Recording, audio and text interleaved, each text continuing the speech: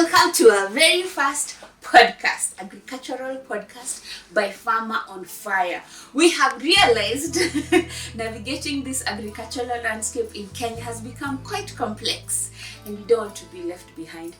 We, as the people who are bringing access to information for you, the farmer back at home, on how to do practical things, we have realized you might not quite understand the current constitution and the laws that have been passed that are affecting the food security in this country.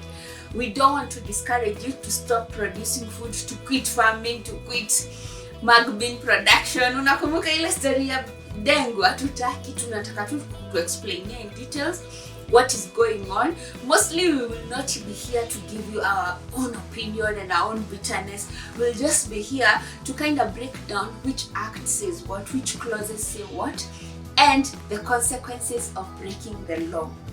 And in that, you'll be able to empower yourself and change accordingly. Change is never an easy thing in society. And when it comes, you just feel like you're drowning and you're overwhelmed.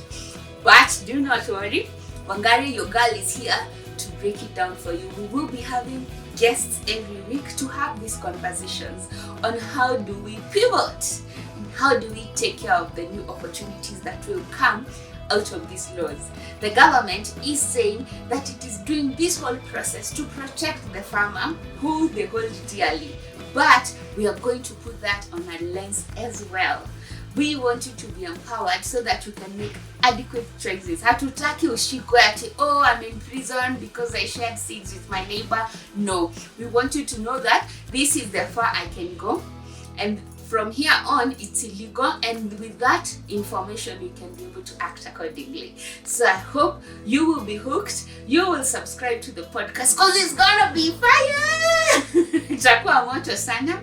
Hapa tunaongelea maneno ya chakula, something we've been doing since the day of Adam, or since the Zinjanthropus. Unaona, ukienda pale museum utapata those early man, Homo sapiens and the rest, they knew how to farm.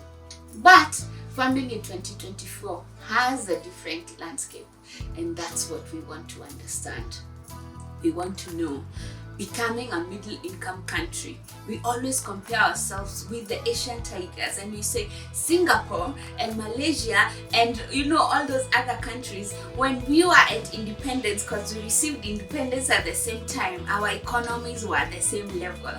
But somehow Kenya was left behind. And as you can see, we are a continent leader in Africa. Kenya is ahead on so many ways in Africa, and because our former two presidents have invested heavily on infrastructure. So we are the precipice of becoming a middle-income country. We are to move to the next level. However, there is a huge gap, and that's what we're trying to bridge, to try and change our mindset and adapt better and be able to position ourselves as a middle-income community. And in that, there will be discussions about the food chain, production, how to take care of ourselves, how to take care of our health. Agriculture touches on every aspect of life. We will also be talking about medicine, modern medicine, indigenous knowledge, indigenous medicine. We'll also be talking about logistics and how to transfer and distribute food. We might not necessarily have a food security issue, but there is a food distribution issue. Because tell me why, in Nyandarua, potatoes are rotting, yet in Wajir or in Mandera, they are dying of hunger.